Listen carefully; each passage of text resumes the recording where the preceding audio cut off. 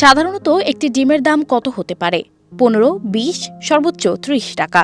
তবে অবিশ্বাস্য হলেও সত্যি যে একটি ডিম বিক্রি হয়েছে 19,000 টাকায়। ডিমটিতে অলৌকিক কিছু নেই, নেই বিশেষ কোনো উপাদান। তারপরও এত দামে বিক্রি হলেও কেন, প্রশ্ন জাগতেই পারে।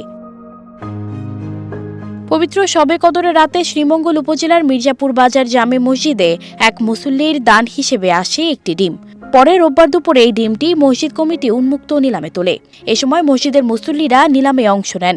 প্রথম নিলাম ডাকে ডিমের দাম উঠে 500 টাকা। এরপর একে একে ডিমের দাম বাড়তে থাকে। মসজিদের মুসল্লিদের মধ্যে দাম বাড়তে বাড়তে এক পর্যায়ে এই ডিম 19,000 টাকায় নিলামে ডাক পড়ে। অবশেষে এলাকার স্থানীয় সালেহ আহমেদ নামের এক ব্যবসায়ী এই ডিমটি 19,000 টাকায় নিলামে কিনে নেন। সালেহ আহমেদ বলেন, মহান আল্লাহর সন্তুষ্টি পেতে ডিমটি 19,000 টাকায় কিনেছি। মসজিদের জিনিস বেশি দামে কিনলে ওই টাকাগুলো আখিরাতে কাজে দেবে। এদিকে একই দিন বিকেল 5টায় ওই মসজিদেই নিলামে একটি আতাফল 1,500 টাকায় বিক্রি হয়। শ্রীমঙ্গল শহরের স্থানীয় এক ব্যবসায়ী নাম প্রকাশ না করার শর্তে এই আতাফলটি কিনে নেন।